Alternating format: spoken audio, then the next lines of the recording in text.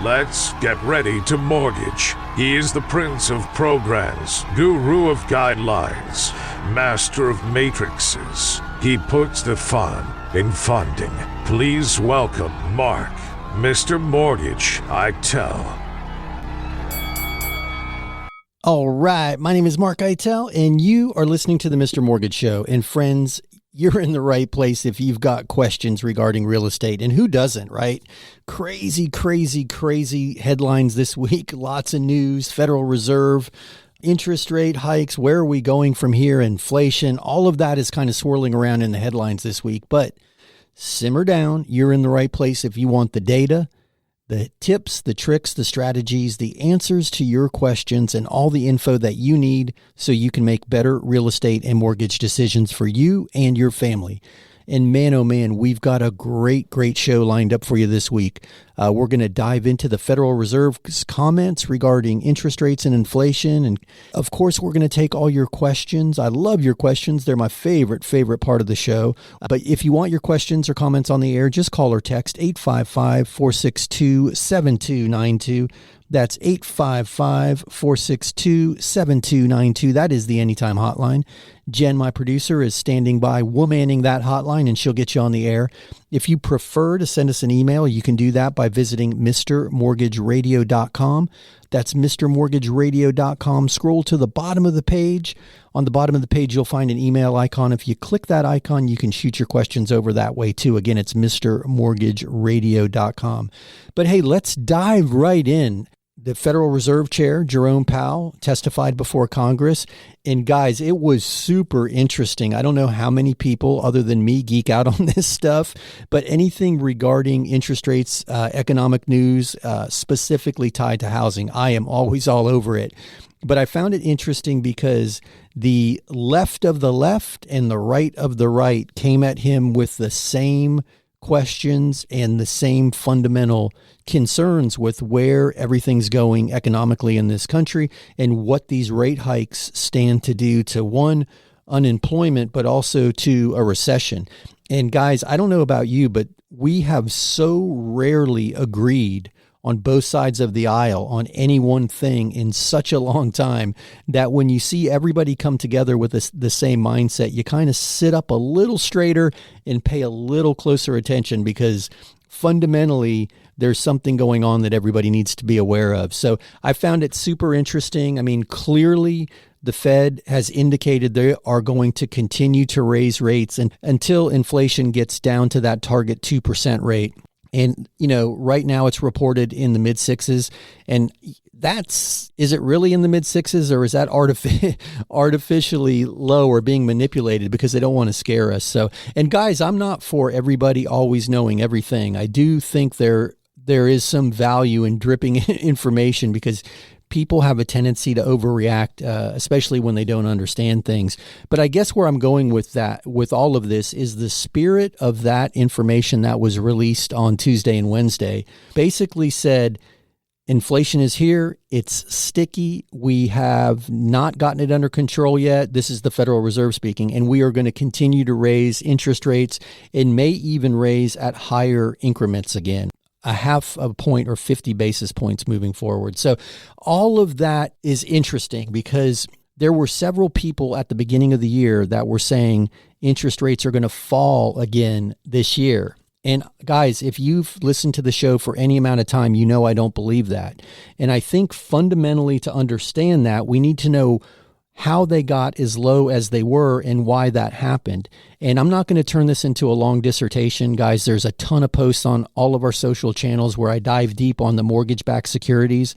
But basically, when a lender lends money, they securitize all of those mortgage loans in a pool, and they sell mortgage-backed securities, much like bonds. They operate just like a bond. And they do that to recapitalize so they can loan more money. That cost of recapitalization is determined by the open market, the mortgage-backed security market. It's, just like stocks, bid and buy. When that costs more money in the form of interest, they have to charge a higher interest rate. Well, in the world of the MBS, the mortgage-backed security market, the lower the price for that security, the higher the yield, or the higher the interest rate. So when prices go down, yields go up. Well, supply and demand, guys, controls everything. I always talk about it regarding housing, but it also controls the value of mortgage-backed securities. Now, here's the interesting thing. During COVID, the Federal Reserve was the largest buyer of mortgage-backed securities. They were flooding capital into the market to keep the economy going. And you can argue they did too much or too fast, but none of that matters. It doesn't matter how it happened, why it happened. It matters that it did happen, and we're reacting to it right now. They had to do something. They couldn't just shut the door on the economy. They definitely had to put capital into the economy, or we would have been in a depression. But nonetheless, they were the largest buyer of mortgage-backed securities. Now they're not buying mortgage-backed securities. They are actually reducing the mortgage-backed security carry on their balance sheet, which is causing prices to go down because there's less demand. There's more supply and then demand, so the prices go down. In this case, the yields, right, or the interest rates go up. Well, they have no intent of being the largest buyer of mortgage-backed securities. As a matter of fact, in 2008, they were buying no mortgage-backed securities. So just a juxtaposition of where we are economically in this housing boom compared to 2008. So I share all of that because until there is a flood of demand in the mortgage-backed security market, which is traditionally foreign investors as well as institutional money, retirement funds and things of that nature here in the U.S., until there's a flood of demand, there's nothing to push those yields down. So guys, interest rates aren't going back to the 2s or 3s or even the 4s anytime soon. And we've said that for a long time. And the reason I'm sharing all of this is because still today, right now today, there are still strategies to get great interest rates. And the higher interest rate environment is also putting pressure on supply because the vast majority of mortgages were originated during 2020, 2021, and 2 when rates were low. So those people don't want to sell. And if you're sitting at home right now with one of those super low interest rates, I know you agree with me. People don't want to sell their house right now because they have a low interest rate. So because of that, there's less supply coming to the market.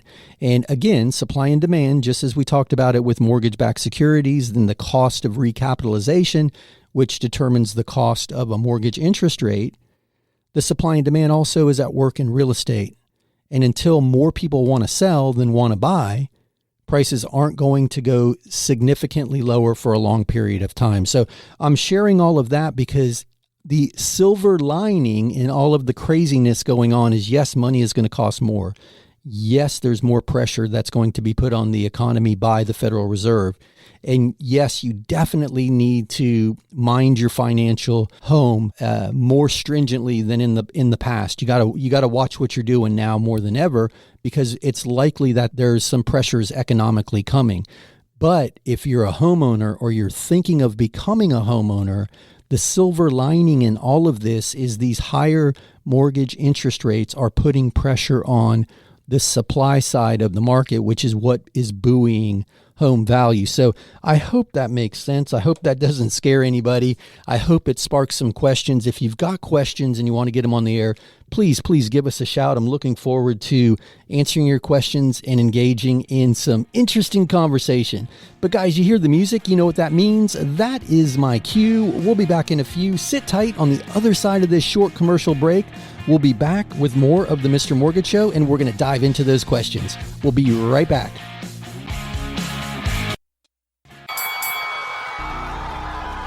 Welcome back to the Mr. Mortgage Show. Call us now at 855-462-7292. All right, we are back. My name is mark-eitel, and you are listening to the Mr. Mortgage Show. And friends, we are so excited that you're with us today. We're going to dive into all of your questions here in a minute. And guys, if you've got questions or comments, you can call or text 855-462-7292. That's 855-462-7292. That is the Anytime Hotline. Jen, my producer, is standing by, womanning the hotline, and she will get your questions on the air. Again, if you prefer to do that via email, just visit MrMortgageRadio.com. MrMortgageRadio.com. Scroll to the bottom of the page, click on that email icon and you can shoot your questions to Jen via email. She'll get you on the air that way too. Hey, but speaking of Jen, my producer, she is always adding a little bit of sunshine and a smile to the studio. I want to check in with her. Hey, Jen, how are you? How was your week? I had an awesome week. I hear you had an awesome week too. Do you want to let us in on that? Yeah, I guess we might as well let everybody in on the exciting news.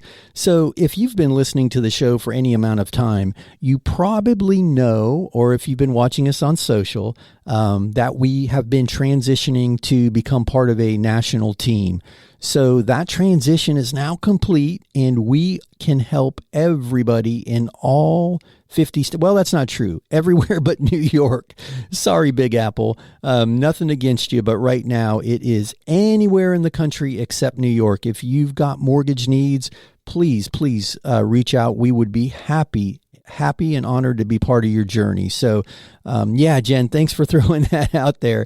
I've been holding that back until everything was complete, but I'm super excited about that. We've got the team spread out nationwide now, and we have already started to help some people all over the place, and super excited. Anyway, I don't want to turn it into an infomercial, but we're very, very excited about that. And that, coupled with the really great agent network that is one of our sponsors, we are super proud to be part of that. We can get you in touch with a really great agent in your area also if you don't have that relationship already. So check out reallyGreatAgents.com if you're looking for an agent, or MrMortgageRadio.com if you're looking for some money. Hopefully we can help you. But anyway, again, Jen, thanks for throwing that out there. And guys, I went off on a bit of a tangent during that opening of the show about where interest rates came from, why they were that low, and why it's super unlikely that they're going to get back down there anytime soon, despite all the headlines, right? We know at the end of last year, there were many people saying rates are going to fall back into the fours by the end of the year. And guys, they're not going back down to four anytime soon. If you missed the opening segment and you want to listen to that diatribe, go to MrMortgageRadio.com and click on that top link. In a day or two, it'll be up as a podcast episode and you'll be able to hear it. But I hope that made sense to you. If you've got questions about that, please reach out, shoot us a text, give us a call, and I'll be happy to dive deep with you on that. And there is a silver lining in all of this, and it's interesting because the higher interest rate environment that we're in, historically, it's not high. It's higher than it was, and the recency bias makes it feel high because we just came out of an environment of the 2s and 3s, but historically, it's not a high interest rate. But nonetheless, the higher rate environment is prohibiting some people from selling their home, which again is putting more pressure on the supply side, which means at the moment demand is outpacing supply by historical standards, and prices are kind of digging in their heels and holding their value. Yes, appreciation has slowed, but we're going to talk a little bit about that too, because appreciation, interest rate, and sales price are not the most important numbers in the decision-making process with buying a home. And we're going to dive into that here in a minute. But before we do that, I do want to jump into some of your questions. So I'm going to throw it over to Jen for the first question of the day. Hey, Jen, do you have one? Okay, what do you have? Bradley sent this one. Can you explain how the bank statement loan works? Do I take an average balance as income? I'm a contractor and have been in business for almost 4 years. Hey, Bradley, thanks for that question, my man. And that is a great question. So it's super confusing because you hear that, and it's not the average balance, it's your deposits, right? So they look at either 12 or 24 months, depending on the program, depending on your credit score, of your bank statements, and then average your deposits over that period of time. But here's the caveat. Each industry has a different factor applied to those deposits. And you mentioned you were a contractor. Most contractors have material costs, some labor costs, even some interest carry costs if you're borrowing money to go buy those materials. So there is a higher cost to you of doing business than, say, somebody who is an accountant or a consultant. There's less of every dollar spent on overhead. So depending on your profession, you might get credit for a larger percentage of those deposits. But how it works, to answer your question, either 12 or 24 months worth of the bank statements, the deposits are averaged, and then a factor is applied to that number to determine what can be used as income. And then that's it. They're looking at your credit. They're using the bank statements to determine income, and then whatever your asset position is, because you will need to have enough money for the down payment, the closing costs, and then oftentimes 3, 6, or 12 months worth of cash reserves in the bank is what they're looking for. So Bradley, that, my man, is a great question. I appreciate it. I hope that answer helps. And the bank statement program is an amazing opportunity for somebody self-employed who, for whatever reason, a brilliant accountant or a lot of cash coming through the business, but you just don't show that money on your tax returns. And I always encourage everybody, before you go the bank statement route, to look into the full document process with tax returns, because oftentimes the underwriting process can add back in certain expenses, depreciation, things that are just paper deductions, if you will, not actually hard costs, can get added back into your income during underwriting. So oftentimes somebody who's CPA really beats their income up with all of the deductions. And guys, definitely take all the deductions entitled to you. Nobody should pay more taxes than they have to.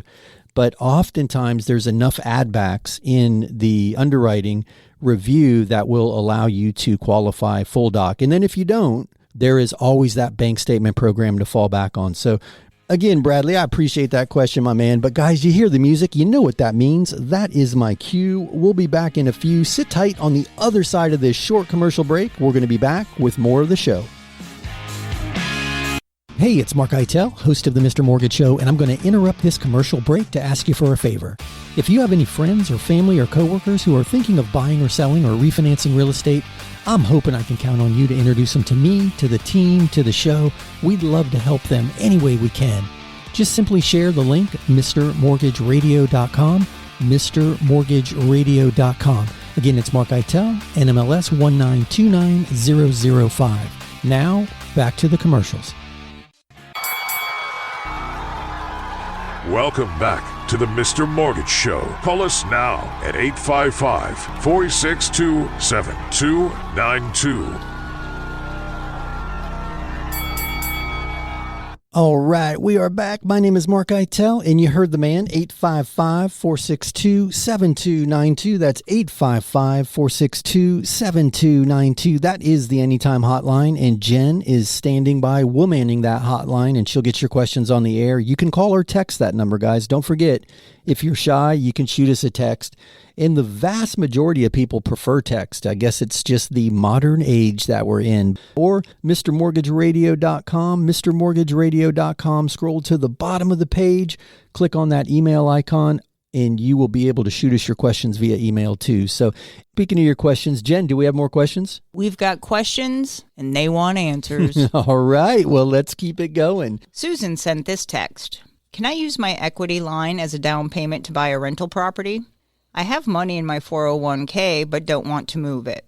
Hey, Susan, that is a brilliant question. And you can absolutely use your equity line as a down payment to buy an investment property. So just know that if you're going full doc and you're using your income to qualify for the property solely, then that equity line payment's going to be factored into your debt to income ratio. But if you're using the landlord loan that we talk about so often, we're just looking at the rental income from the property. And if that rental income supports the debt on the investment property purchase, you're home free. So you definitely have options. And to answer your question, yes, indeed, you can use your equity line. So I appreciate that one. Hopefully that helps. If you need more info, you know how to reach us. But hey, Jen, can you shoot me one more question? Jonathan is asking, can I use an FHA loan to buy my house for my landlord? It's not a rent to own, but he's going to sell and willing to give me a chance to buy it. Hey, that's a great question, Jonathan. Appreciate that one. Yes, you can use an FHA loan in that scenario.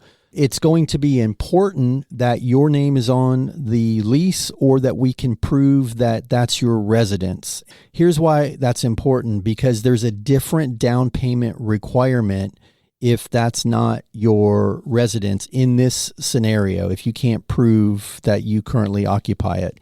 And I want to share an interesting story with you. We had a circumstance where a young woman, was buying a property in the exact scenario. Landlord wanted to sell. She had been renting for a few years. I think it was just over 2 years. And she was ready to buy. Perfect house. The math worked out. Her mortgage payment was just a little less than $100 under the current rent payment. So everything lined up. But here's the thing that almost got us wrapped around the axle.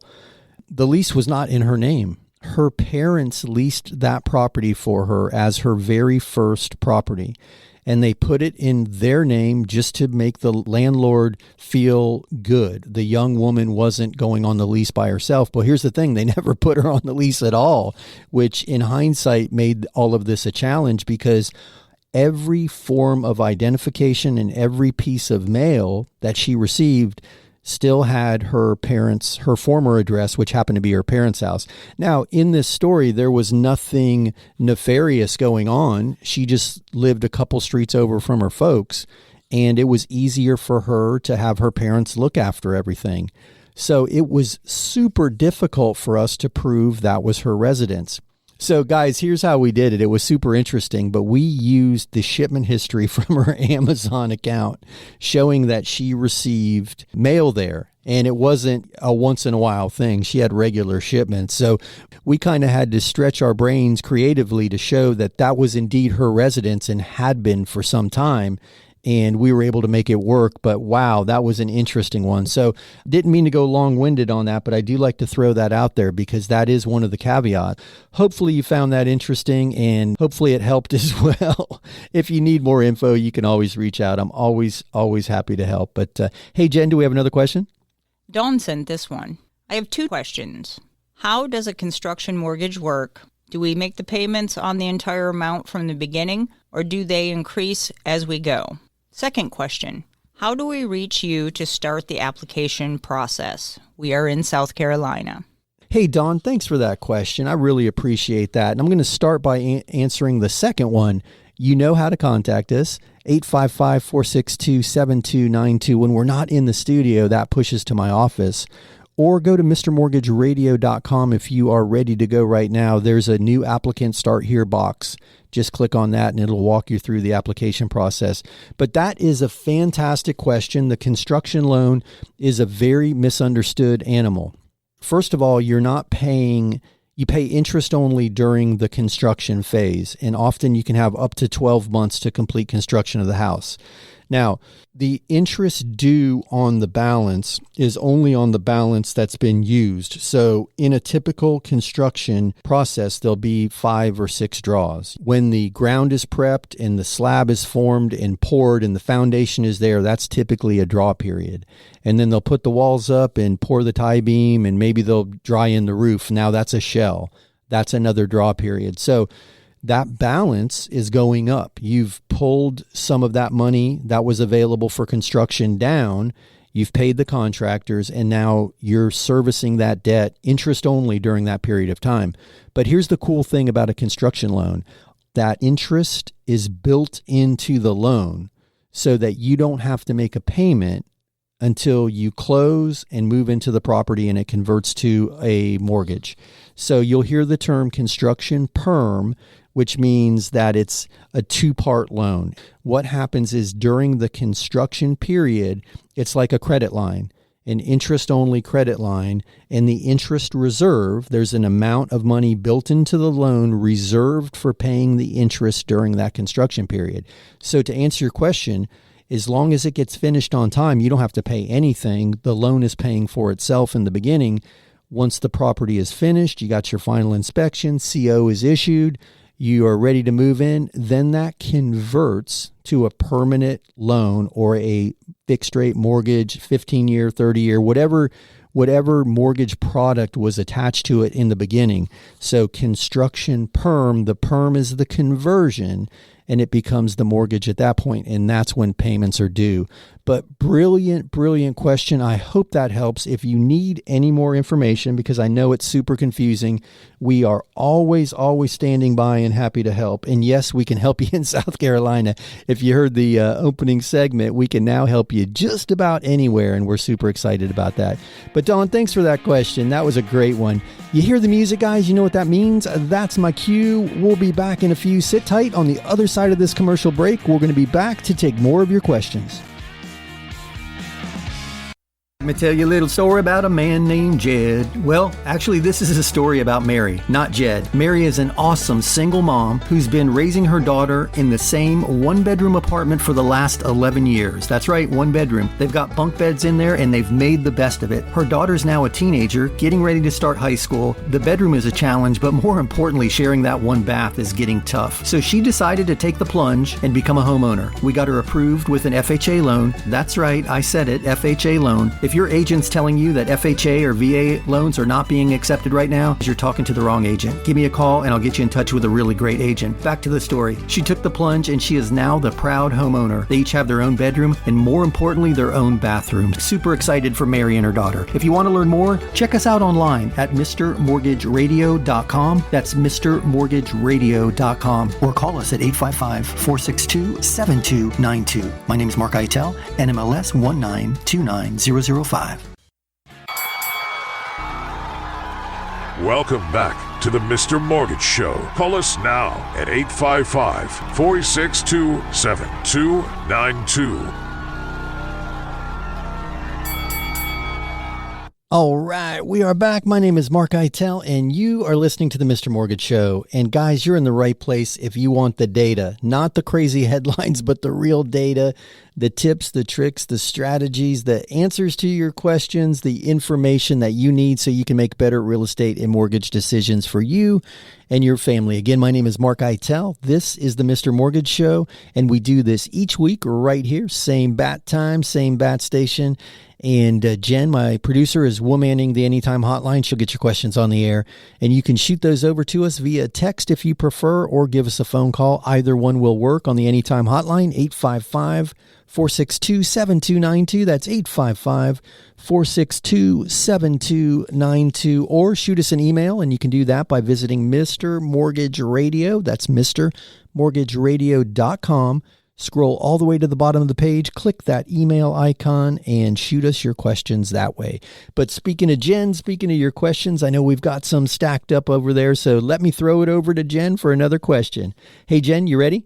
Carla wants to know, are there any no-income verification loans for buying a second home or an Airbnb? Hey, Carla, that's a great question. On the second home piece, it's a little more of a challenge with the no income verification, but the Airbnb is going to be treated like an investment property.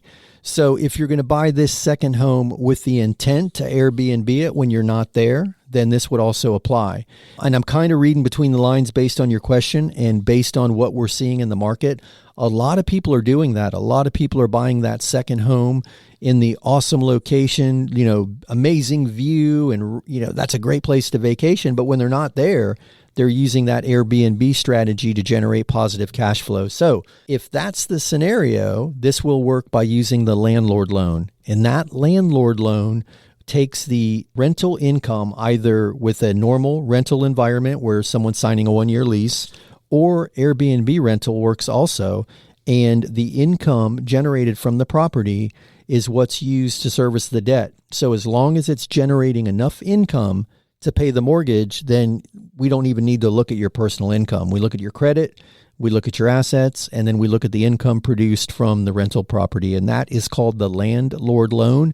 And I would be happy to discuss that further with you. But to answer your question, absolutely, yes, that would work as a no-income verification strategy as long as the rent from the property pays for the mortgage. So great question. And again, guys, we're seeing a lot of that right now where people are using their second home properties to generate income with Airbnb. So I appreciate that one. Hey, Jen, do we have another question? Megan sent this one. We are considering a debt consolidation refinance or an equity line. Currently, we have a great interest rate and don't want to lose it. but our credit cards and car payments are high, and we're nervous about my husband's job. I'm not sure the best way to go. Do you have any advice? Hey, Megan, this is a tough one. Great question. 3Gs, the 3G question of the day. But here's the thing. The equity line is the easy answer, right? Because you don't have to disturb that first mortgage interest rate. Well, here's the thing. With the equity lines, if the market tightened, and we're already seeing it in some markets where the banks were going to the 90% of the value with the equity line. Now they've pulled back to 80. They could pull back more. If property values decline in some markets, then that equity may not be available. So what happened in the early 2000s during the downturn in values in the overall recession period that we were in, the housing crash, if you will, a lot of banks closed the equity lines or reduced them greatly. So if you're going to use that capital immediately and you're not just going to open the equity line and just park it and hope that, bad things never come and you don't need it, then the equity line is absolutely the way to go because you don't need to disturb the current first mortgage interest rate. But here's the thing, whatever you're going to do, I would encourage you to do it before the hardship comes. So once your husband loses his job, you're most likely not going to be able to qualify, right? Because now it's one income or maybe no income. Maybe he's the sole earner. I don't know. But my point is, oftentimes we wait too long before we react to a circumstance. Now, if you're thinking he's going to lose his job, guys, we heard from the Federal Reserve this week, more interest rate hikes are coming. So your credit card payments are going to go up. And if you're already struggling with those, I would encourage you to do something now before that hardship is in existence and you might not qualify for either the equity line or the cash out. Now, to answer your question, pros and cons of each. The pros of the equity line are you keep your first mortgage in place. The cons to both of them are that you're using your equity. The cons of the equity line are it can be reduced in the future. If you max it out, they're not going to ask for the money back. But if you've got an available balance, they might reduce or close the equity line. We saw that happen. And then the equity line payment is going to go up with the interest rate hikes because that's adjustable rate debt, just like a credit card. It adjusts every time the Federal Reserve increases interest rates. That overnight rate affects prime, and then whatever the increments are adjustment with an equity line, most often it's monthly, you're going to see an increase in the cost of that money. And a lot of people are surprised right now that equity lines aren't the cheapest option on the street because of what's happened in the interest rate environment over the last, 18 months. So the cons of the equity line are the interest rate is going to go up based on what the Federal Reserve said. So payments are going to go up. It could be reduced or closed if the market changes in the future, if something affects your equity position or their underwriting guidelines. The cash-out refi strategy is the obvious con is that you're refinancing that low first mortgage at a higher interest rate in most cases. And based on your question, I'm assuming that's the case with you as well because you don't want to affect that first mortgage rate. So that being said, that's the number one con there. Also, too, versus the equity line, you're extending that debt for, say, 30 years if you do a cash-out refi with a 30-year fixed-rate mortgage. The upside to it is that it's one fixed payment over a long period of time, and most of the people who find themselves in a debt challenge benefit from that one low fixed payment. So whatever you do, I encourage you to do it before you need the money, if that makes sense, right? You pack a parachute before you get on the plane, because if your husband loses his job or these rate hikes continue to affect your credit card payments and you're in a position where you miss a credit card payment and now you've got a credit score reduction, or your husband loses his job and now you have an income reduction, it's most likely going to affect your ability to qualify for either. So this one may require a deeper conversation, and if you want to have it off the air, I welcome the opportunity. No judgment at all. We have all been in this position at some time during our lives. And if you want to swap some horror stories, I'll share what I went through during the housing crash of the early 2000s. But great question. I'm sorry that you're in this. The good news is it sounds like you have some equity, and well managed, you'll probably find your way out of it. But I appreciate that question. And guys, I throw that out there to anybody. If you're in a position where you think you're going to need the money in the future, don't wait until you need it if you're going to be unable to qualify for it at that point. What I mean is a job loss, or you're going to miss a credit card payment, or you're going to miss a car payment, and that's going to negatively impact your credit. I've seen too many people wait too long, and they're in a bad position. So if anybody wants to dive deeper on that, shoot me some more questions, or if you want to have a confidential conversation, I always welcome the opportunity to talk more about that. So that was a great one. Hey guys, you hear the music? You know what that means? That is my cue. I need to stop talking and bounce into this quick break. On the other side of this break, we are going to be back with more of your questions and more of the Mr. Mortgage Show. Sit tight. We'll be right back. Hey, it's mark-eitel, host of the Mr. Mortgage Show, and I'm going to interrupt this commercial break to ask you for a favor. If you have any friends or family or coworkers who are thinking of buying or selling or refinancing real estate, I'm hoping I can count on you to introduce them to me, to the team, to the show. We'd love to help them any way we can. Just simply share the link, mrmortgageradio.com, mrmortgageradio.com. Again, it's Mark Eitel, NMLS 1929005. Now, back to the commercials. Welcome back to the Mr. Mortgage Show. Call us now at 855-462-7292. All right, we are back. My name is Mark Eitel, and you are listening to the Mr. Mortgage Show. And you heard the man, 855-462-7292. That's 855-462-7292. That's how you get your questions on the air.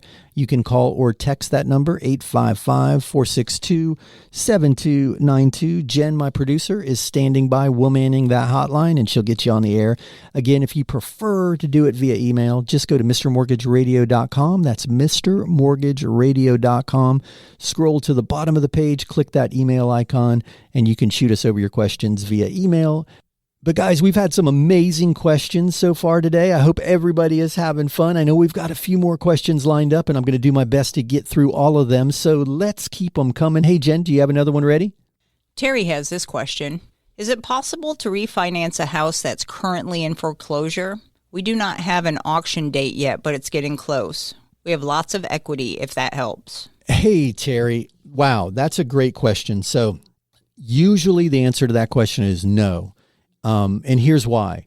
So it sounds like this late in the game, your only real option may be a private investor, right? You hear the term hard money, and you can get a hard money loan on a property that's in foreclosure, assuming several things. One is that you've got a ton of equity.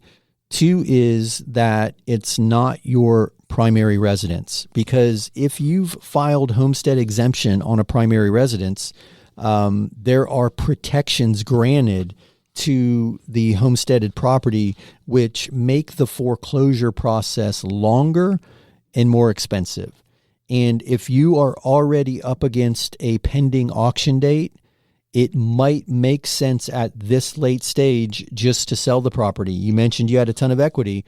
You could sell the property, and you might find a private investor to buy the property and do a lease back, but you might be in the position where you just sell the property, take that equity, and then start over somewhere scratch with some money in your pocket. I wish there was a better answer for you, or I guess, let me rephrase that. I wish there was an answer that you wanted to hear more than that one, but that might be the reality of the situation. And I encourage you, don't wait too long. If you wait too long, someone may try to take advantage of the situation and not give you the full value of the property. If you've got time to pull this off, there's still a ton of demand in the market, and it might make sense to sell it. But hey, if you're open to a conversation, give me a call off the air and we can talk. I can use the Really Great Agents Network and contact an agent in your area. You don't have to talk to them, and I can get a market analysis from a timeline standpoint. I can do the value report for you, but we can get some data on how quick properties are selling and if there's an appetite for your property to see if that might be an option for you. But I appreciate that question. Thank you so much for it. And again, we're here if you need us. So, hey, Jen, do we have another question? Cynthia sent us this one. My goal is to buy a house this year.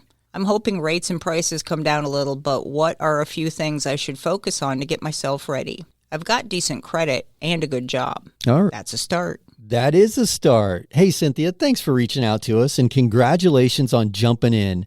And what a brilliant question. You know, the pre-planning, if you will. So what I tell everybody who is in this circumstance is to live as if you already own that property. So do your budget and what is the monthly payment going to be on the new property? And let's assume for a minute that it's a move up. Let's assume for a minute that the mortgage payment is going to be more than your current rent, which often is the case with a first-time buyer because you might be renting below your means so you can save up that down payment, which is a brilliant strategy. So if you're paying $1,500 a month for rent and your mortgage payment on the new property is going to be $2,000, well, start spending $2,000 a month on rent, but put that $500 in your savings account. So you're living as if you already have that expenditure of the mortgage payment. So that would be my very first piece of advice. My second piece of advice would be do not buy anything. Don't buy a new car. Don't take out any new credit cards. Don't finance the, entertainment center at the furniture store. Preserve your credit, if you will. Don't do anything that is going to put more debt on your balance sheet, and do not do anything that's going to jeopardize your current credit score. So live as if, and then just do not finance anything. And if you're up against a lease and you're going to go buy a new car, I get that, but keep the payment at or below where you currently are. So don't stack any new debt on your credit and live as if you are already in that new house. And that would be my two biggest suggestions. And then watch your credit score. Use a free service like Credit Karma, but watch your credit score. So if there are any changes, anything reported in error, make sure that you can address that now early on, and we can help you through that if you need any advice on that. So brilliant question. Congratulations. And wow, what a great job being proactive. So we're here if you need us, or we're here when you need us. And I'll be happy to be part of that journey with you. But thank you so much for that question. Hey, Jen, what else do we have? Ruth and Jim are asking, we listened to your talk on reverse mortgages. I think you said we can use a reverse mortgage to buy a home. Is this correct? Can you explain this? Thank you. Hey, that is a fantastic question. I'm going to pull the 3G question from earlier in the show, great, and give it to you because that's actually, you know what? They earned the 3G question, so I'm going to make you the 4G question. Great question. So I almost need a whole episode to explain this. So what I'm going to do is give you an example, and in that example, I think you'll find the answer. I've got a client whose property is worth $500,000. And I've used this example before because it's a real example. And they want to move into the new 55 plus neighborhood with all the cool amenities, pickleball, the bus to the Whole Foods grocery, all the cool stuff. To get into that neighborhood is also $500,000, but they're on a fixed income and they don't want to sell the property, put a down payment down, have the burden of a big mortgage payment as well as taxes. And there's an association in the new neighborhood.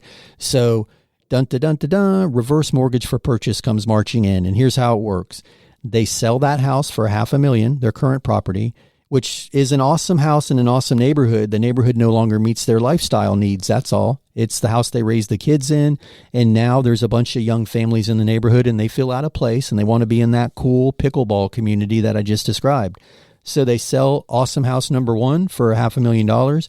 They put $250,000 in the bank. Now they have a cushion. They put $250,000 down on the new property.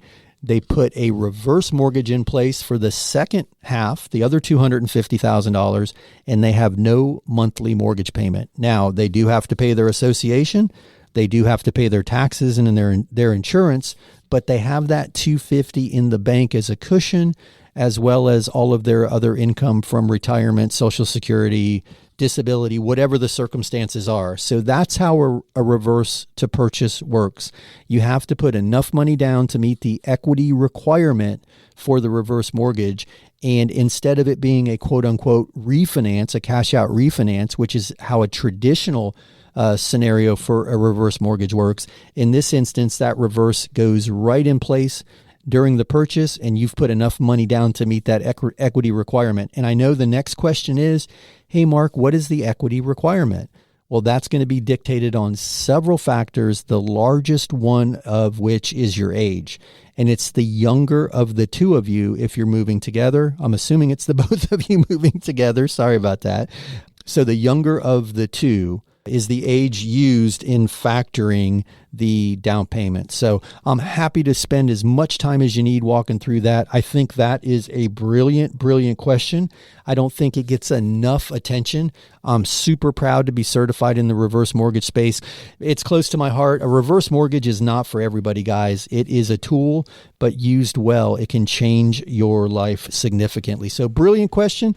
I hope that helps. I am always available to dive as deep as you would like on that. But guys, you hear the music? You know what that means? Man, oh man, we have wrapped up another week here at the Mr. Mortgage Show. Where does time go? I have way too much fun doing this. I hope you have fun spending some of your day with us.